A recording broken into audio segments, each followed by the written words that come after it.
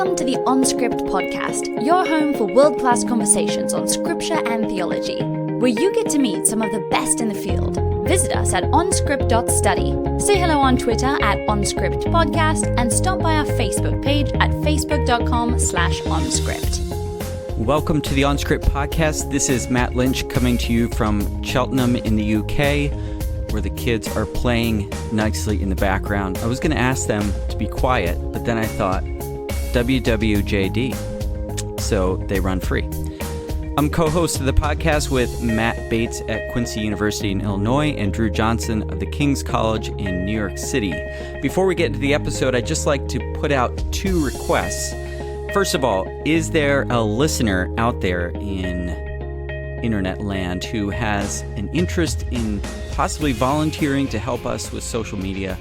That's an area where we could really use some help and support. Perhaps you even know a creative way to kind of link things together so it's not super onerous.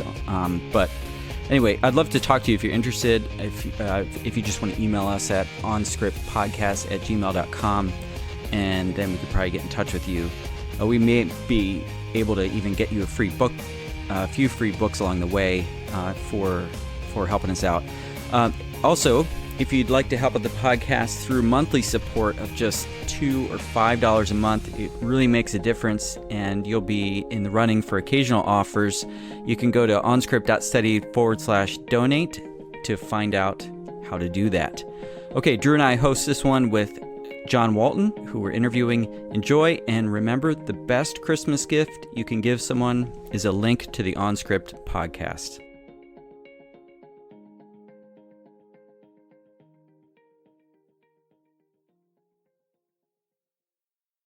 Welcome to the OnScript podcast. Our guest today is John Walton. John is professor of Old Testament at Wheaton College in Illinois and has a keen interest in all things ancient Near Eastern.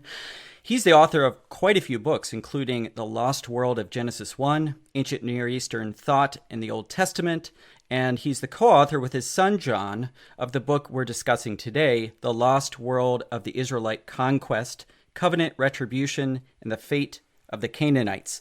I'm here with my co-host, Drew Johnson. Hey, Drew. Hello. And John, we're really glad to have you here today. Welcome to OnScript. Joy to be with you. So, John, you and your son, John, co-authored this book, which suggests to me that some measure of your love for things ancient Near Eastern has successfully passed on to him. So while a lot of families maybe sat around reading the Bible together, did you guys sit down and, after dinner with Pritchard's ancient Near Eastern texts relating to the Old Testament, just read them aloud together, or how did it get passed on?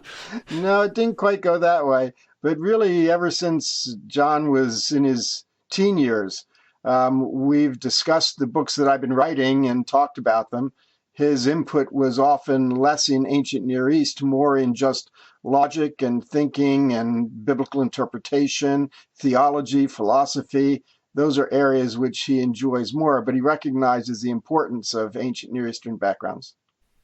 Oh, great. And I'm wondering if you could tell the story a little bit of how you got into the study of the ancient Near East, and then kind of leading up to how the idea for this book was hatched. Mm-hmm. I started to recognize the importance of the ancient Near East for interpretation in my late college years and into my master's program. And then I went to a PhD program at Hebrew Union College, where it focused both on Hebrew Bible and cognate studies, the ancient Near Eastern backgrounds. And so I became more aware of it, more trained in that area as I took Akkadian, Ugaritic, etc., and started to have some interest in using it for biblical interpretation. It led to my doing my doctoral dissertation on the Tower of Babel that combined, again, both Hebrew Bible analysis and ancient Near Eastern texts.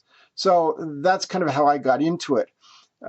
In my dissertation work, I was frustrated that it was so difficult to gain access to so much of the ancient Near Eastern material, or even know what was out there.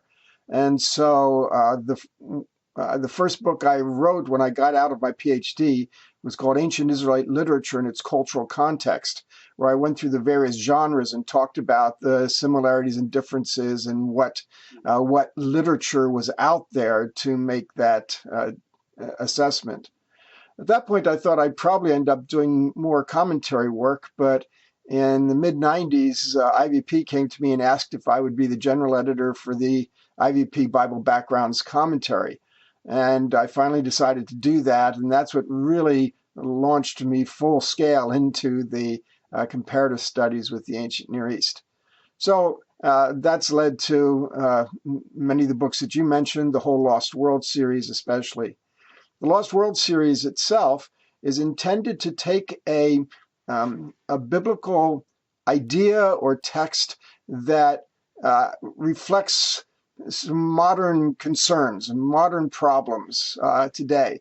Of course, like things like the age of the earth or evolution, origins, and to try to address those in an accessible way using both the information from the ancient Near East and a close reading of the Hebrew text. That's really the basic idea of the Lost World books. The Lost World of the Israelite Conquest I had never intended to do, but my son John was spending time on campus, and he was suggesting that there were some things that needed to be said about that hadn't been said. And I said, well, you should write an article on it. So we started researching and writing, and I was feeding him material. And then it got too long to be an article. And so we decided that it probably needed to be a book. And we talked to IVP about it. And they said, yeah, that sounded like a good book to them. At that point, it still wasn't a Lost World book. But as we did our work with the ancient Near Eastern backgrounds with the Hebrew text, it's finally occurred to us that, well, yes, this was a Lost World book. So that's how it came about. He was the main writer, and really lots of the ideas are his ideas. Some of them he had to persuade me of, and so we had long conversations. We also worked together in that I was providing him with ancient Near Eastern materials. I was evaluating Hebrew text, and we were talking about Hebrew words, Hebrew forms, verses and what they meant. And so that was constant interaction. And that resulted in the book that we have that really has a combination of ancient Near East and biblical text, as well as some issues in philosophy and theology, which are more his expertise than mine. So I'm wondering, I think everybody is first of all, what does President Trump think of this book? And then secondly, who is the ideal reader if it's not President Trump? Yes. President Trump hasn't tweeted on it yet. I think it's the only thing he hasn't tweeted on. So really, I don't know. I suspect he's still in chapter 3, where it talks about goodness, and he's wondering about all of that. That's hilarious. In terms of the audience for this book, again, the hallmark of the Lost World series is its accessibility to an audience that's not technically trained. That was very difficult with this book because the issues are complex and manifold, and it was very difficult to keep the same level of accessibility that we had.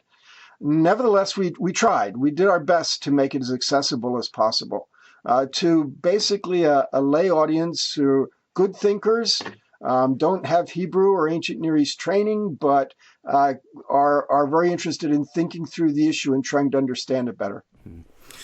John, one of the mantras that I've heard from you before and saw again in this book was that the idea that the Bible is written for us, but it's not written to us. So I'm just wondering, I think that's a kind of maybe one of your driving messages as you speak about ancient Near Eastern things.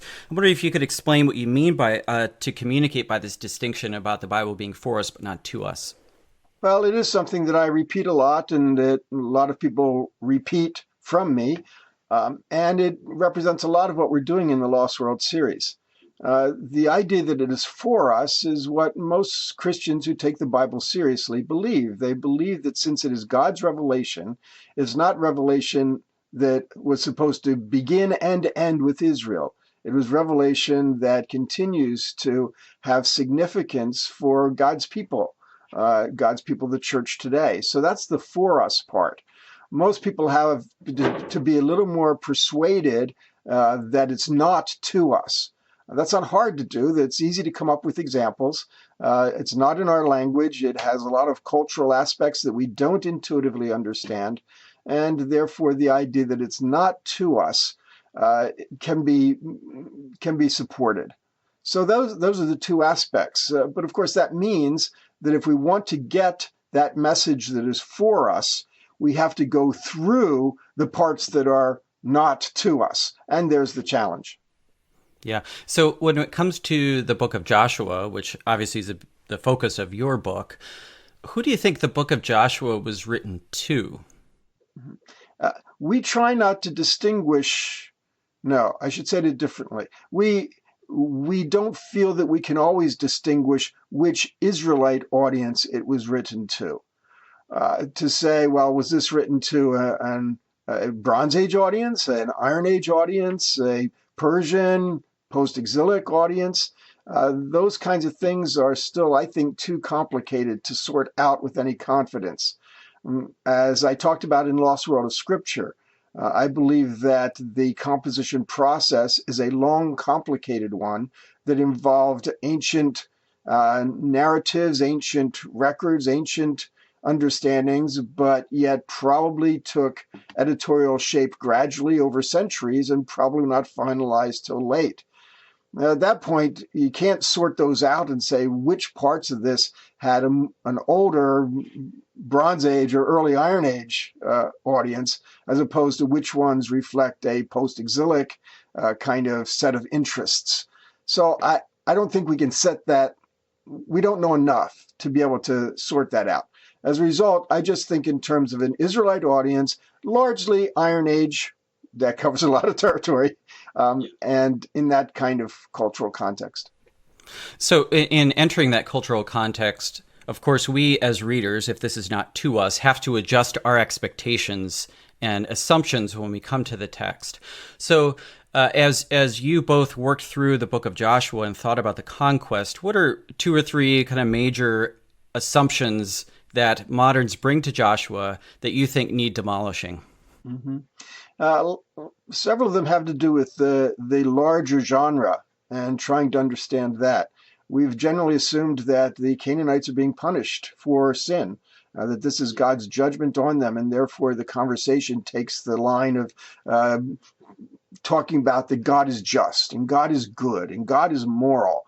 And we found that all those categories were problematic, not because we think God isn't those things, it's just trying to describe or understand exactly what the implications of that might be, or how we even sort out the nature of God's goodness or morality or justice are difficult things.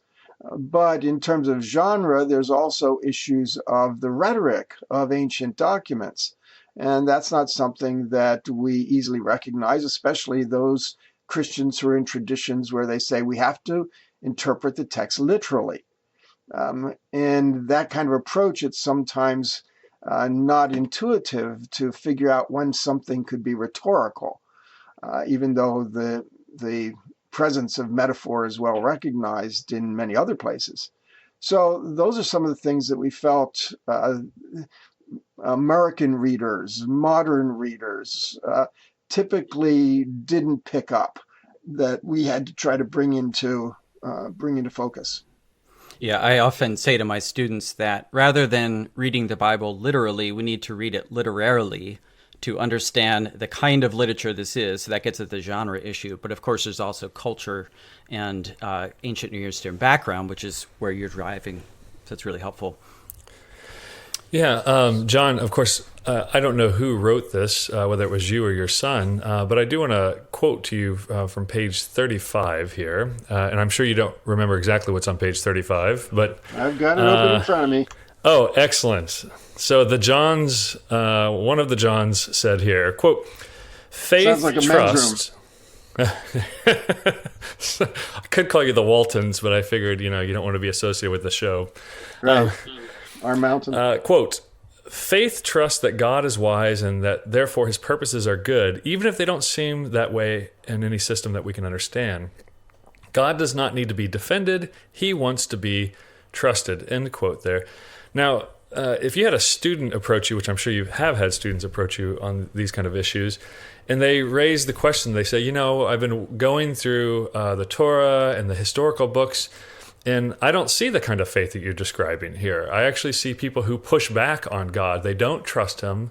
So I'm thinking here of Genesis 15, when Abram says to God, well, how can I know that you're going to give me this land that you've promised? Or when Moses says, no, I don't trust this plan to bring these people out. And then God has to convince him with signs. And then Gideon as well is an obvious example from the Judges. That doesn't seem like just trust me. It seems like somebody saying, no, I don't trust you. And then God saying, okay, well, let me give you veracious, historical, rational reasons to trust me. So how do you square that with this idea that we just need to trust God when it comes to his goodness? Well, certainly the examples you gave are ones where people were having trouble trusting God. Job is another great example. And that's human. It's natural for us to want more information, to want more explanation. But of course, trust is what steps in where information fails. And therefore, wanting more information requires less trust of us. There's no doubt that biblical characters often had trouble with trust and often had trouble with faith. But again, I find that when God tries to interact with them on that count, sometimes he just says, okay, here's why you should have more faith, or here's a little more information. But lots of times it's trying to persuade them that they do just need to trust him. And I take that as sort of the whole message of the book of Job, that you don't get explanations, you have to trust. And so since we can never know all that we want to know, and God doesn't suggest that he's going to offer us detailed explanations or information that can help us understand. If we're going to have trouble understanding, we have to trust. Yeah, can I come back on the Job question, because this is something that was raised as I was reading, because you use Job early on as a possible template, I guess, for thinking about suffering and possibly cherem warfare, this idea that you devote to the ban or you devote to separation, or however you want to translate it, and we can talk about that later. But I wonder if Job is the best interlocutor for this, only if and you may correct me, I may have misunderstood something, but Job is an individual who, as an individual, suffers over time, and Job kind of explores his suffering, the advice offered by various people, and then God's intervention, whatever you want to call that, in 38 and beyond of Job. But cherem warfare deals with death at the greatest extent, and maybe displacement at the least extent. But the death in cherem warfare, or the judgment that most people want to ascribe here, is not focused on suffering. Death is just what happens. You don't suffer in the electric chair. Well, I take it back. You probably do suffer in the electric chair, but it's over very quickly. Where Job is this over time. What happens to people over long-term suffering? I wonder if maybe the proper interlocutor here is not Job, but his children, who are judged, if you could say in this way, judged that they're going to die. It happens very quickly, and they're out of the picture, and whether that's fair or not. We weren't trying to use Job as a template for cherem or for the conquest as a whole. We brought Job into the picture to talk about the idea of retribution principle, the connection between judgment, or not even judgment, between suffering and wrongdoing. And that's why we wanted to bring Job into the picture, because Job helps us understand that you can't always just assume that if someone is suffering, they must have done wrong, and that this is God's angry action against them. That's the main point we wanted to make by using Job. So in one sense, it was a way to disconnect things that people automatically connect. You can't just look at what happened to the Canaanites and say, therefore, that must have been something they did wrong. Nope, it's Job that helps us to break that way of thinking. And that's really connected to the retribution principle as a whole. which we talked about in a chapter or two. Yeah. Do you think that Job being a covenantal character and the Canaanites not being a covenantal character would rub against that? Well, I or don't do think you take Job to be a covenantal character? Yeah, Okay. Job isn't a covenantal character. They very intentionally set him outside of the Israelite circle. John, one of the things that I think for a lot of listeners they're going to be struggling with, of course, is the ethics of what happens in the conquest. And I know that your book in various ways addresses that. I just want to quote something from page 29. And what you say there, one of you say there, is that the text does not affirm that the killing of Canaanites is good, because killing the Canaanites is not the objective of the conquest. The objective of the conquest is to fulfill the covenant.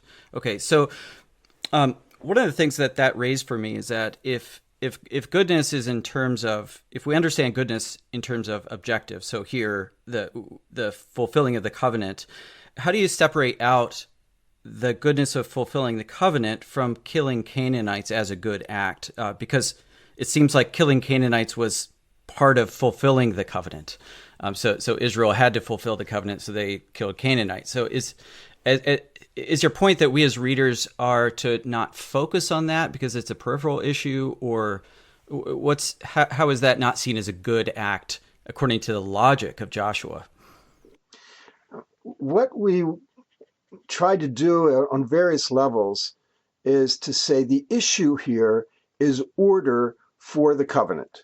The covenant, God's relationship with Israel, and that required order, and Torah brought that order, and the land needed to reflect that order because Yahweh was going to dwell there. And so that covenant order needed to be established. That covenant order could be described as good in one sense, even if it's only in the sense that it's something God wanted. And so the covenant order was the objective. And Israel was supposed to bring that. And that covenant order could not be established when the Canaanite identity was thriving in the land. And so we talk more about the idea that they needed to eliminate the Canaanite identity from the land for the idea of covenant order, for the health of Israel.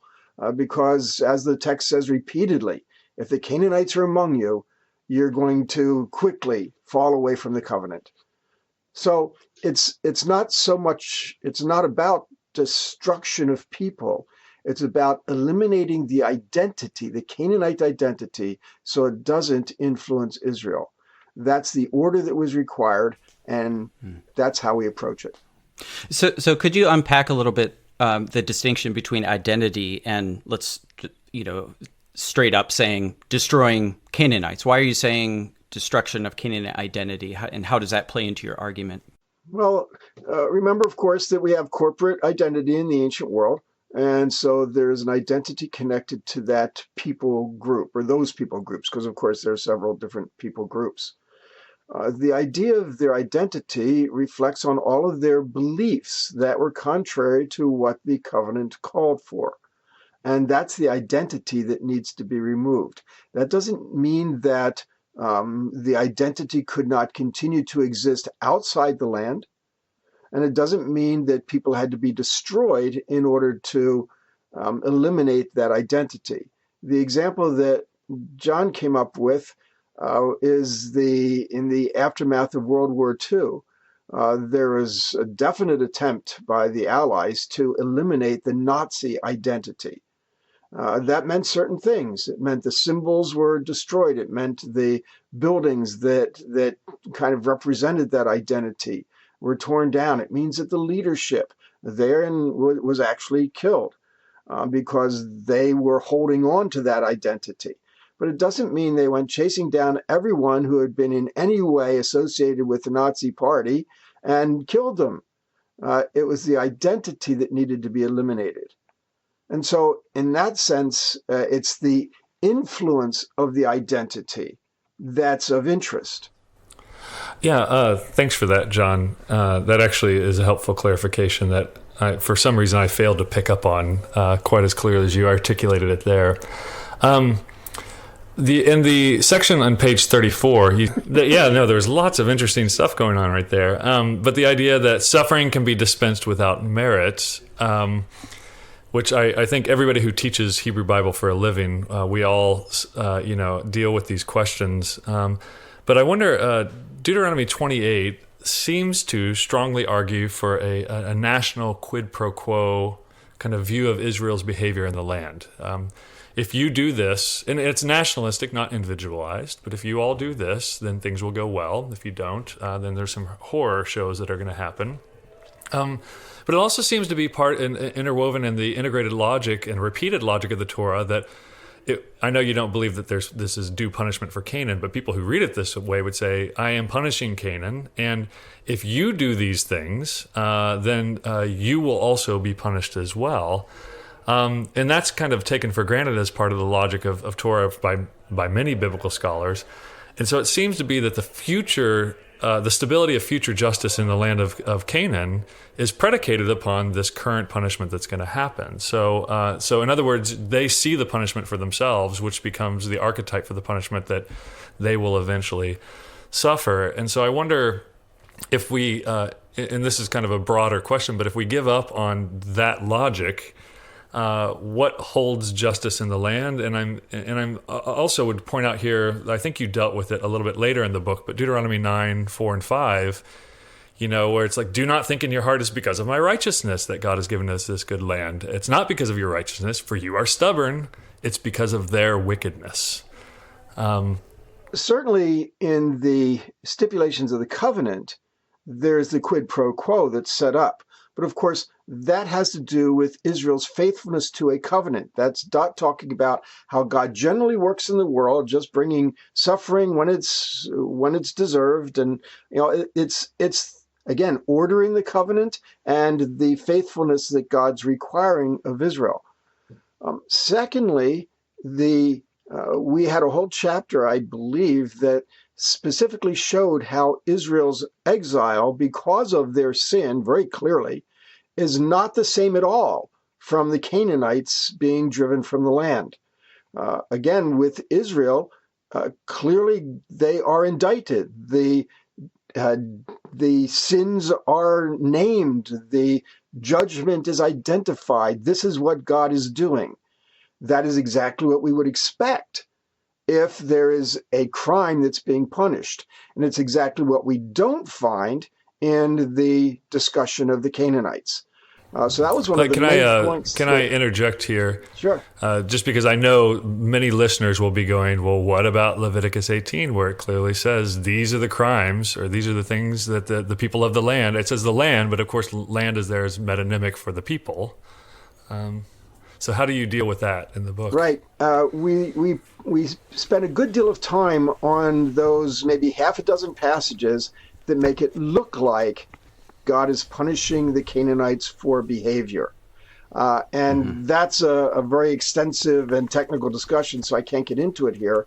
But there's a couple things going on. First of all, we connected that to the rhetoric of how you generally describe the people that you're going to fight against. And we found examples of this throughout the ancient Near East. It's kind of like trash talk. You characterize them in the worst possible ways because that's just how people who are going to fight one another talk. They're not talking about sins that are documented and documentable. And it's also talking about the idea that the Canaanites have to be moved out because their practices that are connected to their identity will have a negative impact on Israel. But again, those are complicated questions. They were among the biggest challenges that we had as we did this, and we've tried to spend considerable time on them in the book to demonstrate what we're getting at. Yeah, and I think it was helpful how you went through those texts, and of course some people are going to wonder about Genesis 15:16, which talks about the idea that the sin of the Amorites had not yet reached its fullness, or you've got a different read of that. That might be a good one to just unpack briefly. But also, two questions here. It might be helpful for our listeners to know why we're even talking about the idea that that the Canaanites aren't being judged for their sin. Why does that matter for your overall argument in the book? Again, I think that it matters for the overall argument because there's the question of whether we need to defend the justice of God, that what he's doing is something that they deserved, and therefore this is an act of judgment, and therefore God gets off the hook. And we don't see that that's the issue at all. Sometimes it's connected to the idea that, or the belief that herem means utterly destroy. Well, since our translations sometimes render it that way. But of course, we make a strong case that that is a mistranslation of the term and a misunderstanding of the concept. And so generally the apologetics literature dealing with the conquest is always focused on the idea that the Canaanites are being punished for their sin. So that's why we had to take great pains to push things a different direction. In terms of Genesis 15:16, we found several anomalies. And again, Jonathan was identifying these and pushing me on them as we worked out the Hebrew together. And it ends up that there are 4 or 5 terms there that we haven't captured correctly. I mean, it all starts with this idea that we should translate avon, Hebrew avon, as sin, the sin of the Amorites. When we looked at the broad use of avon, certainly sometimes it looks like it refers to sin in other passages. But if you note the patterns that we find in Genesis, Cain says that his avon is too great for him to bear. That doesn't mean his sin or his guilt. It means what God is doing about it. Lot and his family are told, don't go back to Sodom because then the avon of the city will overtake you. That's not the sin will overtake you. That's what God is doing about it will overtake you. We find similar instances in the Joseph story where the avon doesn't represent the person's sin, but what God is doing. So we looked at Genesis 15:16 and we said the avon of the Amorites is not referring to sin that the Amorites have committed. It's referring to the idea that God is bringing this calamity, loss of land, on them, which of course is what he's been talking about. Yeah. So is part of your point then, okay, if I'm getting you correctly, so you're wanting to push aside or argue against the idea that God is being justified in his actions by the text. You know, that the Bible is giving a kind of rational account of why God is justified in asking Israel to remove the Canaanites. And you're saying, no, the Bible actually doesn't even give us the raw materials to make that evaluation. Is that kind of what you're saying? Yes. Okay. All right. Perfect. I'd like to switch. All right. Let's switch gears briefly. And we're going to do a lightning round, if that's okay with you, where we ask some very important questions. And I'll try. You have about 6 to 7 seconds to answer each one. Wow. Does that sound good? Wow. Okay. We'll see.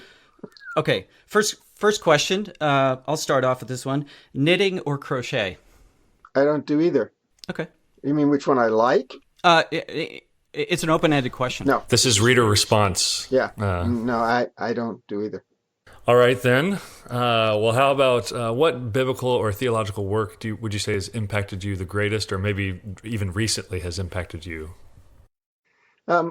Recently is easier because it's been a long career by this time.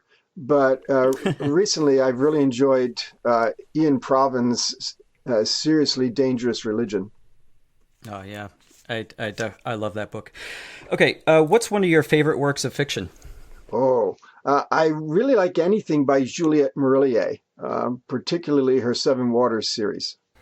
All right. What do you want to be when you grow up? I'd really like to be smarter. I mean, I'm doing what I love doing, but you always face your limitations. That's why I find co-authoring so invigorating and important, because then you can combine your strengths to make something better. Great. What's something interesting about you that we wouldn't learn from your CV or the books that you've written? I was a table tennis champion in my youth. Oh, congratulations on that. Oh, you should probably try ping pong if you're good at table tennis. They're the same thing, yeah. Okay, I did not write this. I'll just warn you right now. A penguin walks through the door right now wearing a sombrero. What does he say, and why is he here? He says, "You don't know me, but I've read your books and I would like to talk about them. Will you come on a podcast?" All right. Here's speaking of talking. Do you ever talk to yourself? And if you do, when do you talk to yourself, and what do you typically say? No, I don't talk to myself. What do you find most troubling or challenging about working in the Bible, or any biblical passage that you find most troubling? Well, always what's most troubling is our limitations. We, even though we're gaining so much knowledge of the ancient world, there's so much that we don't know. There are so many Hebrew words that we don't know precisely what they mean. And without those nuances, we're fettered in our attempts to understand text. John, do you ever count your steps when you walk? Occasionally. Wow. I thought that was a out of left field question. I'm glad you asked. If I'm trying to decide between two different routes, between two places that I go often, I might count steps to figure out which one's faster. Wait a second. Matt Lynch, do you ever count steps when you walk? I don't, although I sometimes walk in a pattern, like avoiding certain cracks in the sidewalk or something like that. But there's no superstition behind that, but it's just a pattern thing. But John, I'm curious, like this is getting inside your mind a little bit. Like, have you worked out certain pathways on campus and you've got them written down, or what? Oh, I don't write them down, but I am definitely a person of routines. Okay. And so I figure out what's the best way, and I go that way religiously. Excellent. Final question. Is there a product that you would willingly be a spokesperson for, even unpaid, that you use? My 7 seconds is up. I can't think of one. Okay, that's fine. You've done well in the speed round. The last question you've left hanging. Well, maybe you could come back to it. But we typically ask our guests another question that I'd love to hear your take on, and that is, what's one idea or school of thought in biblical studies that you think needs to die? Wow. There are several, actually, and coming from different directions. I've become, I always have been, but increasingly frustrated with the epistemological, I consider it almost arrogance, that often underlies the source theory. Our ability to identify and reconstruct sources and their times and their schools and their ideologies. I think the epistemology is deeply flawed. And Berman's new book on Inconsistency in the Torah fleshes that out very nicely. So that's on one end of the spectrum. On the other end of the spectrum, I'm constantly frustrated with the insistence that Old Testament is redemption history. I don't see that as anything that the Old Testament is really concerned about or that spends time with. And therefore, I think it misconstrues the Old Testament, and in the process makes it something that it isn't and misses what it is. Some of that's going to be covered in my book that's coming out next week, Old Testament Theology for Christians. Okay, do you want to give a teaser as to, if it's not redemption history, what do you see as the heartbeat of the Old Testament? I just did a paper a couple of days ago at a conference where I suggested that in place of redemptive history, we should think in terms of what I call an Emmanuel theology. God is with us. I see that established in Genesis 1 and 2. I see it in the tabernacle and the temple. I see it stretching through into the New Testament, whether it's the incarnation or Pentecost, and of course into new creation. The idea of the presence of God, I think, is a more sustainable common theme that is actually identifiable in the text, in context, in the Old Testament. Oh, great. Well, that sounds fascinating. We'll have to look out for that book. And just as a note, you mentioned Joshua Berman's book. What was the title of that, just for our listeners? Inconsistency in the Torah. Oxford Okay, great. Publications. Josh has been doing some great work over the last couple of years. Yeah. Okay, good. I had a question on moral knowledge, because this was, I think, another of the provocative claims in the book. There were quite a few, actually. You on page 98, I believe it's page 98. I have a note 98 to 100, so somewhere in there. You say that providing us with moral knowledge is not its purpose, the Bible's purpose, as Scripture. Consequently, any moral knowledge we can derive from it does not carry the authority of Scripture, but rather only the authority of human wisdom. So I'd be curious for you to unpack that statement a little bit, maybe say what you mean and don't mean by that. Actually, Jonathan had to persuade me of that. It doesn't represent what I've thought for a long time, but he did persuade me of it, that given the hermeneutic that I use, and which he also adopts, that's really where you have to end up, that it has other purposes. If you find the authority of the text, for those of us who value authority, if you find authority of the text in the illocutions of the author, then you have a very serious task in front of you to determine what the illocutions specifically are, according to the genre and according to their ancient context. And once you work all of those details out, here we couldn't do it in detail, but once you work those details out, that's the conclusion you end up with. If people want to get more about that, I have a book, Lost World of Torah, that should be coming out about a year from now. The manuscript is largely written. Right now, Jonathan's editing it, so I may still have some work to do. So just on that point, so that you mentioned the illocutions of Scripture, and is the idea that that the Bible has certain communicative purposes that are not moral, and therefore we can't go down that road when we're trying to build a moral philosophy or something like that?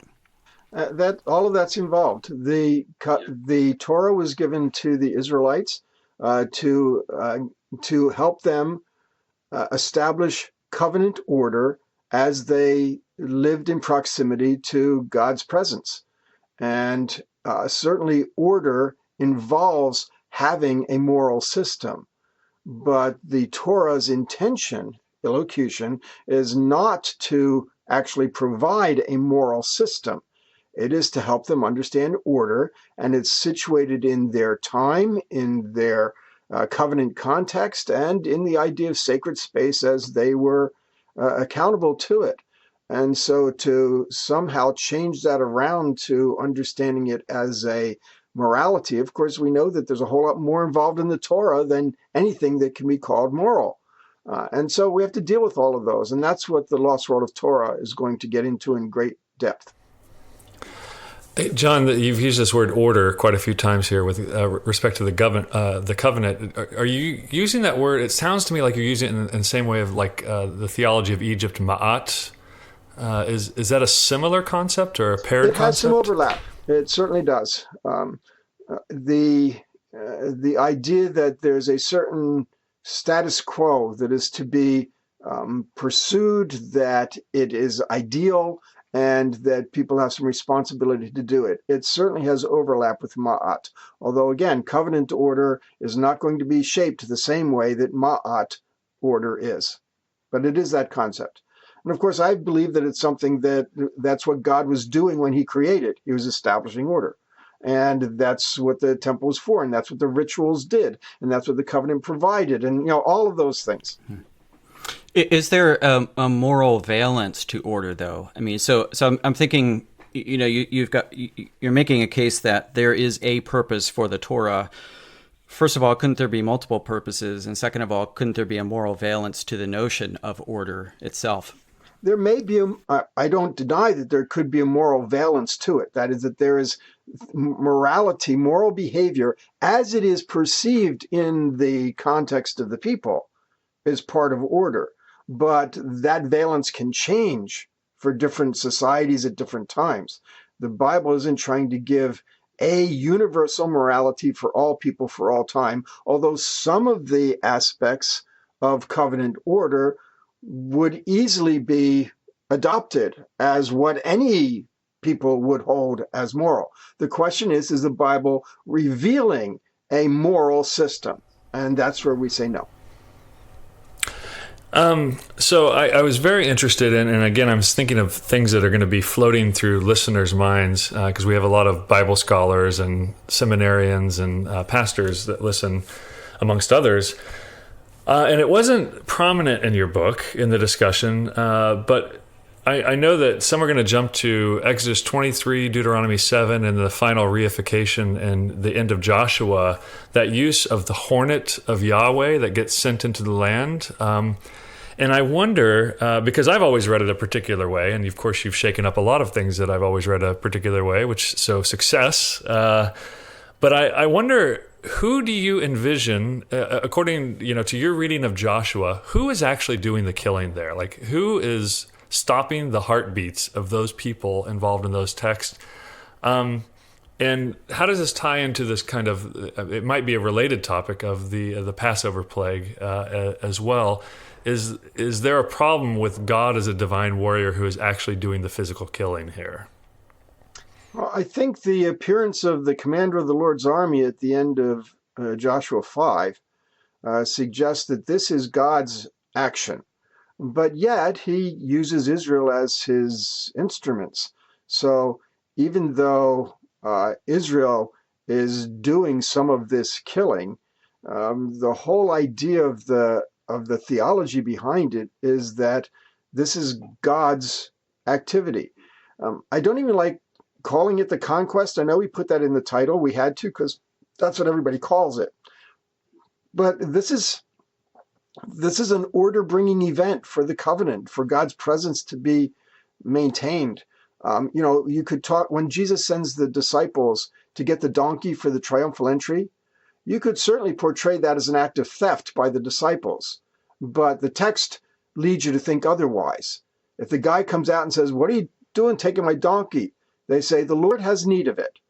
They're just the delivery people.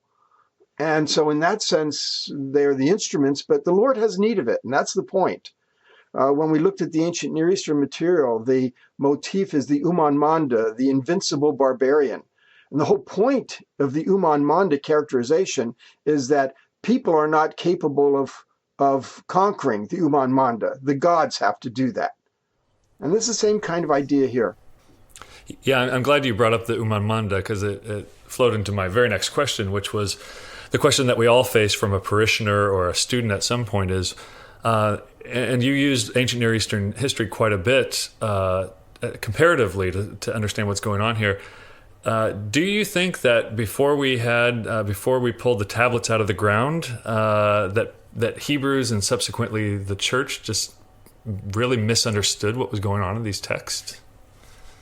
Well, certainly they didn't have the information that they needed to reach an understanding of the text in context. After all, if you can't penetrate the ancient Near Eastern world, then there's stuff that's going to be problematic and that you just will not have any chance of understanding. But that's true also if you don't use Hebrew. And so for those long eras when the church was using the Vulgate, without the Hebrew, there were things that they certainly would never understand. But yet the reformers come along and they say, we really need to use the Hebrew text. And so there was new information on the table that previous people had not had. And it's the same thing here. But I think also what we have to recognize is that most interpreters throughout the history of the church have not really been interested in trying to recover the illocutions of the author in their context. Could you just define illocutions briefly? Illocutions, again, what the intentions of the author were, what they wanted to do with their words. As many people today, many of the writers in Christian history already believed they kind of knew what the truth was. And they used the Bible to undergird what they believed the truth was. They rarely even ask the question, what would have this meant to an Iron Age Israelite? And in many ways, they wouldn't have had any ways to recover that if they wanted to. Yeah. John, we're coming to the end of the interview here, and I just wanted to ask you, you started the book talking about a conversation you had with your son, Jonathan, about the ethics of the Canaanite order-making event, or conquest, as it's popularly known. And I'm just wondering, if a student asks you, how can you, from the, on the basis of this text, claim that this God is good or just? I know that you had some pushback against those very questions, but yet it persists, I think, for a lot of readers in their mind. What's your response to that student who comes up to you? I would say that we're in no position to try to assess God's justice based on our own criteria and our own beliefs about what that would look like. That's nothing that we can do. The same is a problem when we try to do theodicy. We've got no right to do theodicy because God's ways are not our ways and his thoughts are not our thoughts. God is working out his plans and purposes, and it's not, he's not accountable to us, and we can't stand in judgment of him. We don't know enough. And so I think that would be part of what I would say. Furthermore, God is working at what I call his mission to establish his presence among his people. And this was a big step in that. The land is Yahweh's land, and Yahweh is going to dwell in that land, and he's establishing his presence. That is a good thing for God to be present among his people. It's good for everybody. And that's why we talked about harem not as utterly destroy, but as an act of eminent domain. Sometimes there's the greater good of everybody. For instance, when Chicago wants to expand the runways in the airport, and this is going to be the good of all Chicago, okay? But that means some people are going to be displaced. They're going to be asked to move. They're going to have to give up their homes, and that won't be fun for them. But is it good? Well, they don't experience it as good, but it's good because of the larger idea that's being pursued. Well, John, we really appreciate you taking the time. I think many of us have read your books. It's nice to hear your voice, hear the explanation. This book is rich with lots of fire-starting arguments and details. It's worth the time perusing. And I think no matter how people walk away from it, there's no way they can't be challenged and learn and re-understand the conquest and the order-making event in Canaan after reading it. So thank you very much for joining us for this podcast. Well, it was great to be with you, and as always, we just want to put more information on the table that people can use as they think about difficult passages. Yeah. Thank you, John. You're welcome. You've been listening to On Script, delectable conversations on scripture and theology. If this episode has brought you inner peace or lit your biblical fire, please consider a small donation of just $2 or $5 per month. Information on how to donate can be found at onscript.study/donate.